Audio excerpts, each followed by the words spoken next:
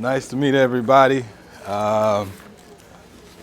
Just coming from the airport, I had to drop a friend off. But yeah, appreciate the introduction of Vicksburg. Vicksburg is a place close to my heart. You know, Abraham Lincoln called it the key to the South. So when they defeated Vicksburg, they knew that that the Union had won the war.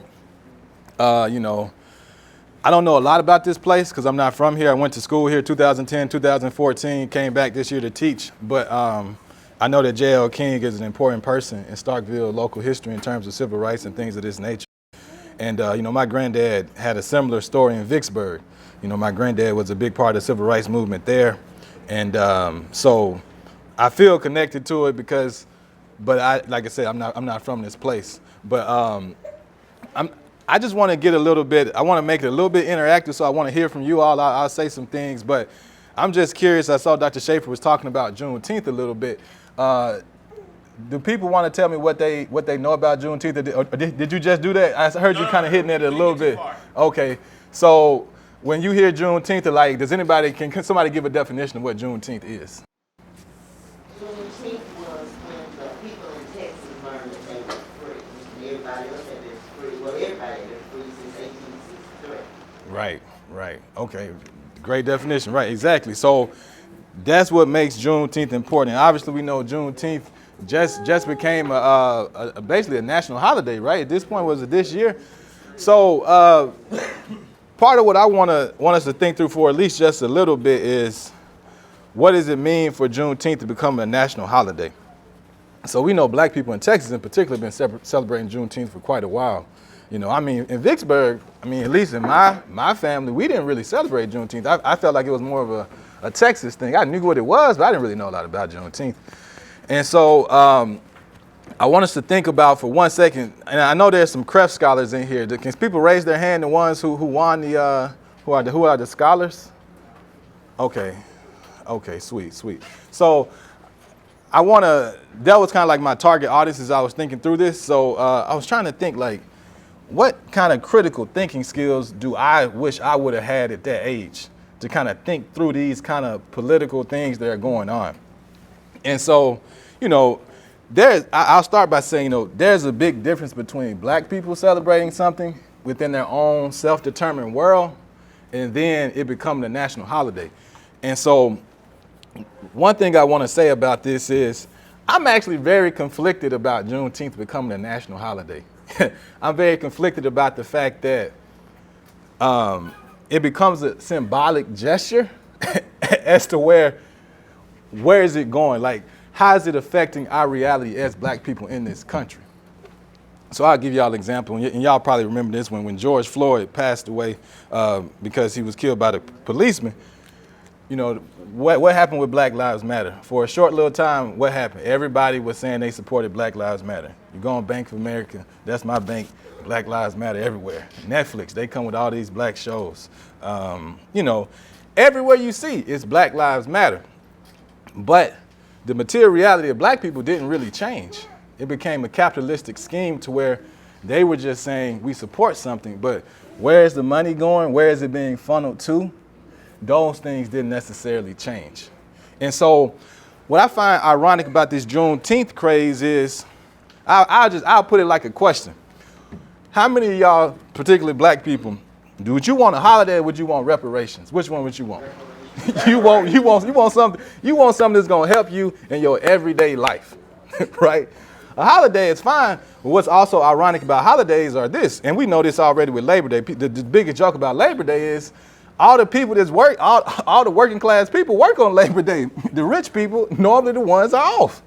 So what started as something that was fought by a lot of people that believe workers should get a day off because they're being exploited, right? Not treated fairly. Now we look 100 years later, I don't know exactly when Labor Day was founded, but now we look at it now, it reinforces the wealth inequality that existed, and they were trying to change the wealth inequality. And so I worry that the same thing is going to happen with Juneteenth. I was looking on Twitter yesterday. I'm not on Twitter, but a friend had sent it to me. I'm too old for all that stuff. But I was on Twitter. Somebody sent me a link, and they were like, France had a similar holiday to recognize particular acts of injustice they did against the people they colonized in France. And a professor had done a study, and they said that the fact that that holiday existed actually made it easier for the government to not give black people what they wanted. So in other words, they said, we gave y'all a holiday, what you asking for now? And so I worry that the same thing is gonna happen with this. It's gonna be something where people say, we give you a little bit, now you want everything. So I want y'all to think about the ways in which Juneteenth is being commodified by people who are in power, and it may not actually change the material reality of black people on the ground that are struggling to make ends meet. So that's one thing. I'll say another quick thing about Juneteenth, which I say is like the complicated legacy of Juneteenth, is does anybody know the importance of the 13th Amendment? 13th Amendment. I see one hand. Abolish slavery. All right, so abolish slavery. Does anybody know exactly what it says? That's part of it, but is there anything else that it says in there other than just abolish slavery? Okay, you were just stretching. Okay. I was like, man, I would love to hear your answer, man. I'm like, this dude would be a super genius if he know the answer to this. But all right, so let me read it out loud to y'all. Let's see. So, neither slavery nor involuntary servitude. Then there's a comma. Except as punishment for crime, whereof the party shall have been duly convicted, shall exist within the United States or any place subject to their jurisdiction. All right, so I'm gonna read it again, and I'm gonna take the parts where the comma's out, and then I'll break it down a little bit more.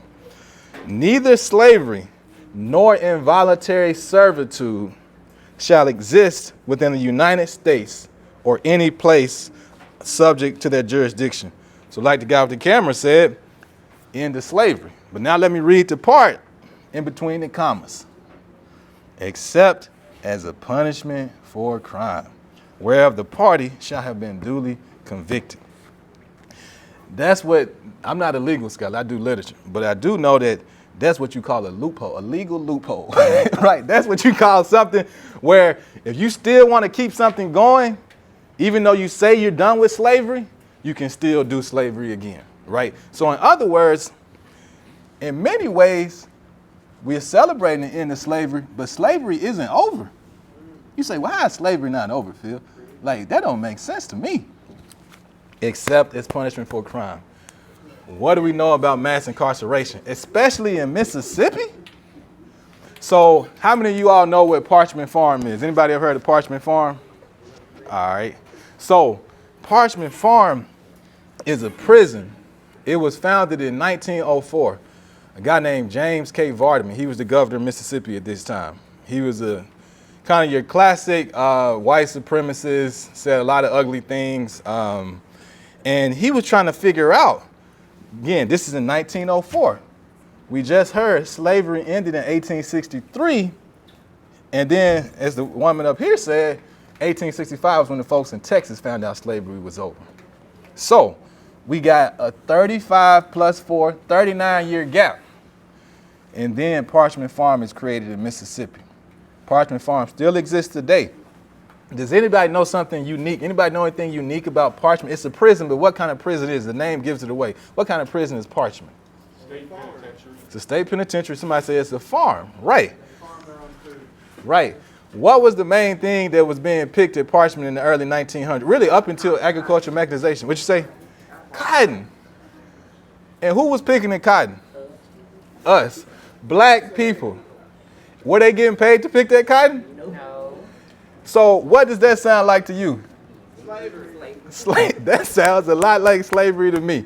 And so the point is to say, though we're celebrating the end of slavery in 1863, then 1865 when the people in Texas heard, I want to say that the push for slavery to end continues today. So while we celebrate the national holiday, we need to still be pushing to ensure black people are treated fairly.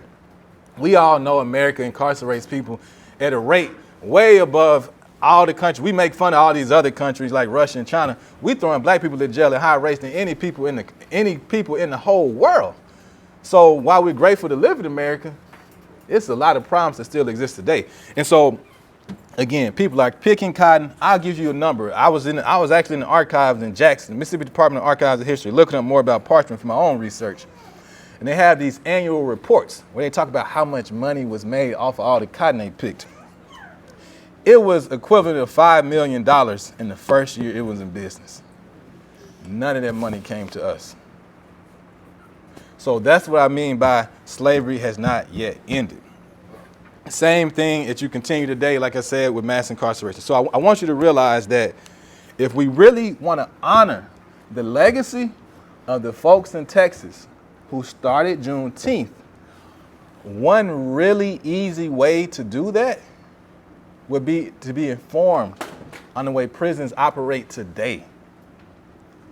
Be informed on the ways in which black people are still incarcerated at extremely high rates.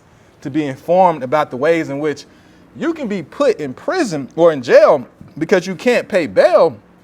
You can stay there for a long time just because you don't have the money. I'm sure people have heard the story about this guy named Khalif Browder.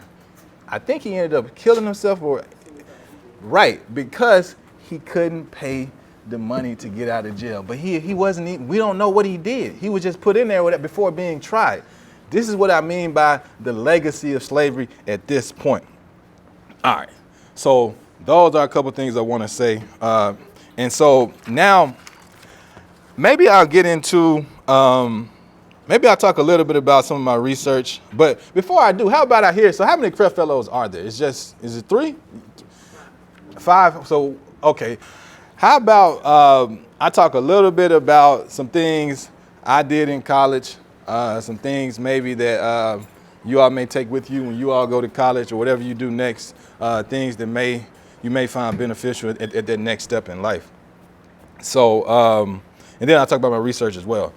So, I came from Vicksburg High School in 2010, right? Came up here to Mississippi State and ended up studying African American literature. One thing I wish I would have known, I think I caught on fairly fast, but at the same time, I think it's just something that is important to reiterate is, college is something that you can always go back and do it again, but while you're young, you want to do it right the first time. You don't want to. I always think about this line, and I want to tell y'all this at this age. I'll bleep out the curse word, but I'm sure y'all heard of 50 Cent, right? Y'all heard of 50 Cent? Y'all ever heard the song Wankster? I don't know. Y'all probably too young for Wankster, but Wankster was a big song in the early 2000s. But there's one line where he says, "Dang, homie, in high school you was the man, homie. What the happened to you?" I'll say that again. "Dang, homie, in high school you was the man, homie. What the happened to you?" I think about that because that's the story of a lot of people I went to high school with. And again, there's a lot of reasons for that, structural reasons, people that end up having pressures on them that end up having people take other routes in life that maybe they didn't want to take. I don't want that to be any of the CREF fellows. When you leave high school, I don't want y'all asking 10 years later, what happened? I had plans to do X, Y, Z thing, but it didn't work out because this happened, because that happened. And again, I'm not one to blame black people when they don't succeed. A lot of black people that end up being successful, they like to blame black people when things don't work out for them. So that's not what I'm saying, but I just want to give y'all a couple of things to where y'all understand what will happen once high school ends, right? So one thing I'll say is, I heard both y'all going to community college. Make sure when you get there, what you got to go, make sure you find the people that are working at those colleges that are going to help you get to that goal. You meet with them numerous times and you ensure that you're getting paid to go to that college. I mean, not you're getting paid. You're paying them or you're on scholarship to go to that college.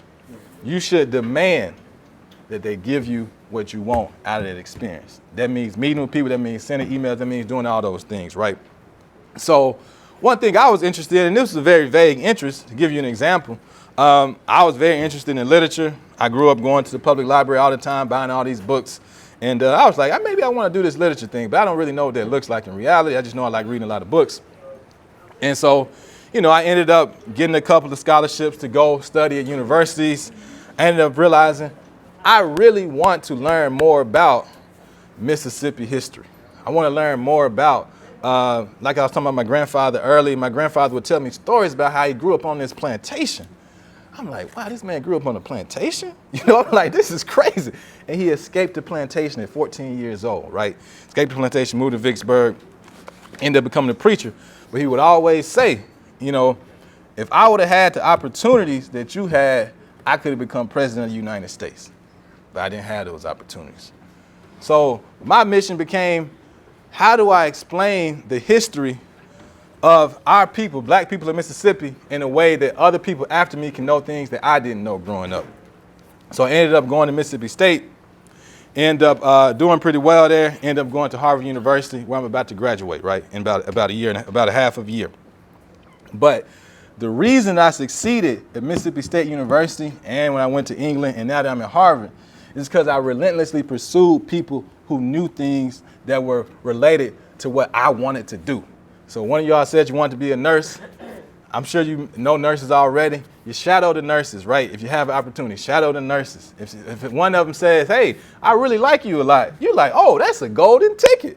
I should call this woman, ask her, can we get lunch? Can you tell me more about your journey? I know you said, one of y'all said business. Right. Again, you find somebody that's interested in business, read books on business while you're young. It doesn't get easier when you're older. You get busier every year because it's just more responsibilities. So read, I'm sure you already are, like I'm saying, so I'm not trying to talk down, but if you aren't, read the books on business while you're young. So that way when you get to college, you'll already have a leg up. All right, so now, last thing I'll do before I get on out of here is I'll talk a little bit about Margaret Walker, who is somebody I care about a lot, and she actually is somebody I'm writing a bit on my dissertation. Does anybody know who Margaret Walker is? Alexander. Margaret Walker Alexander. Okay, I see one person. State Did you go to Jackson State? I did. What years were you there? You may have been there at the same time. 1972 I graduated. Oh, you were there at the same time as my dad was there. My daddy was there in the early 70s as well. Yeah, he had a class with Walter Payton he always tells me about. I had class with him. Y'all might have been the same. Y'all might have been in the same class then. Who knows? But yeah, I think Margaret Walker, I'm going to end with this because she's an example of somebody who really cared about Mississippi, who really cared about black people, who worked relentlessly hard to ensure that the lives of black people were better in this state. So she wrote this poem, Delta. It's a long poem, but I'll read it and maybe I'll stop at different parts and kind of explain different things that are going on with it. But the poem is called Delta. And if I'm not mistaken, I think, Brian, you had told me y'all talked a little bit about Margaret Walker already, so y'all have a little bit of a prior knowledge of her. But like you said, so she was a professor at Jackson State for 30 years, right? And so she actually has roots in the Mississippi Delta. And again, this goes back to Parchment, because Parchment Prison is located in the Mississippi Delta. Mississippi Delta is a very rich part of the country, right? Tons of soil that's really good for growing cotton. So basically what white people said is, hey, we need to take advantage of this Delta and make a lot of money off cotton and get black people to pick cotton. So hence why the Delta is such a poor part of this country. All right, so this is a poem it starts in a dark place, right? Starts in a dark place, then it moves up to a future reality in which things could possibly be better. So let's see, I'll start at the beginning and I'll just read a little bit and maybe explain it as I go along. I am a child of the valley. Mud and muck and misery of lowlands are on thick tracks of my feet. Damp droughts of mist and fog hovering over valleys are on my feverish breath. Red clay from feet of beast colors my mouth, and there is blood on my tongue. I go up and down and through this valley, and my heart bleeds for our fate. I turn to each stick and stone, marking them for my own. Here where muddy waters flow at our shanty door and levees stand like a swollen bump on our backyard. All right, so I'm gonna stop for a second because I don't want to bore y'all too much, but she's speaking from the perspective of a worker in the Delta, a sharecropper in the Delta. Mud and muck and misery. Red clay on the feet, right? My heart bleeds for our fate. So in other words, this is a very painful experience in which they're working the land, right? And this is the condition. She's speaking from the condition of a black sharecropper. And again, as we talked about earlier, we know that so-called slavery ended in 1865, but it didn't really end, right? So this is the life after slavery, in which they reinscribed slavery through making black people pick cotton without getting paid much money or no money at all. All right. I watch rivulets flow, trickling into one great river, running through little towns, through swampy thickets and smoky cities, through fields of rice and marshes, where the marsh hen comes to stand, and buzzards draw thin blue streaks against evening sky. I listen to crooning of familiar lullabies. The honky-tonks are open and the blues are ringing far. In cities, 1,000 red lamps glow, but the lights fail to stir me, and the music cannot lift me, and my despair only deepens with the wailing of 1,000,000 voices strong. So I'll repeat those last lines and break them down. So these are people working. They're trying to find hope in the midst of this miserable existence of working in these fields. But the lights fail to stir me. The music can't lift me. My despair only deepens. So this is not a good situation, right? So now I move on to part 2 of this poem. Here in this valley of cotton and cane and banana wharves we labor. Our mothers and fathers labored before us here in this low valley. High above us and round about us stand high mountains. Rise the towering snow-capped mountains while we are beaten and broken and bowed here in this dark valley. So I'll repeat this little part. She mentions all these different grains and fruits that are coming from this area: cotton, cane, banana. But these resources are not going to the people who are working the land. They're tilling the land, they're doing all the work, but they're not getting it.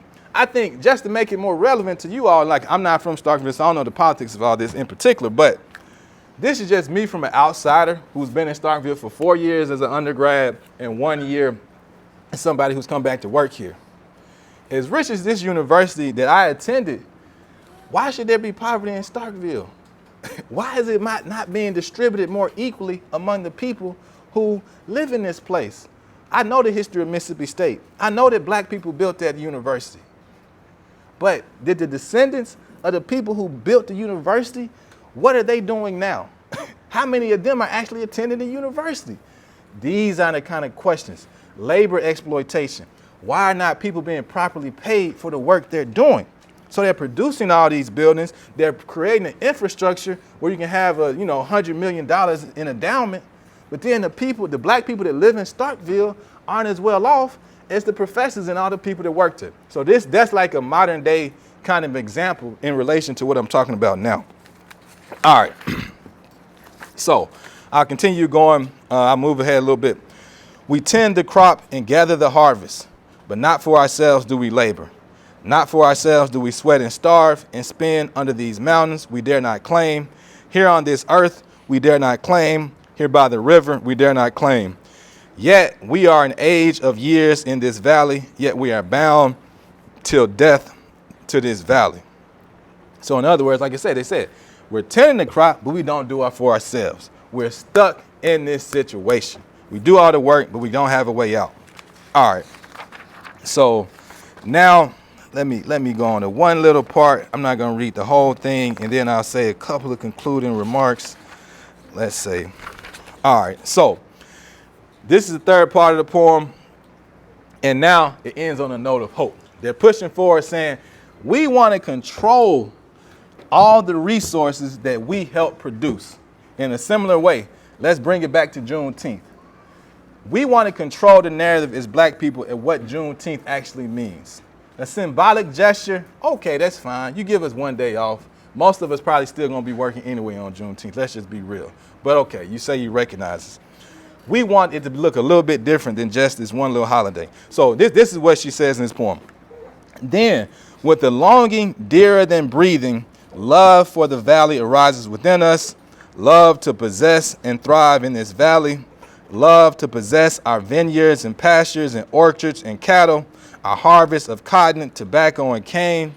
Love overwhelms our living with longing, strengthening flesh and blood within us, banding the iron of our muscles with anger, making us men in the fields we have tended, standing, defending the land we have rendered, rich and abiding and heavy with plenty.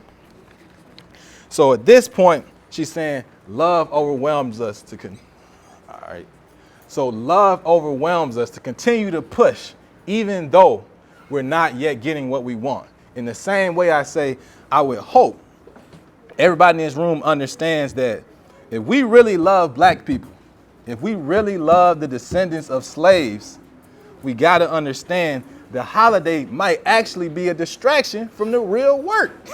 And the real work would be thinking about the ways in which prisons still over-incarcerate black people. We're still doing all this work to make clothes and all these different major stores. A lot of people that do that work are in prison. How much are they getting paid? They're not getting paid anything but $1 for doing this work an hour. So part of what I'm saying is, if you care about slavery, if you care about the legacy of slavery, if you care about this holiday, don't just, let's not all sing a kumbaya, because the work is not done. A lot of the work is still left to go. And I really hope that everybody in this room, particularly the fellows, y'all are going to be the people that'll change this narrative as more people continue to learn these issues and more people continue to fight back against the conditions that still keep, for the most part, black people in poverty. All right, so I'll end there. I appreciate the invitation, and I hope somebody got something out of it.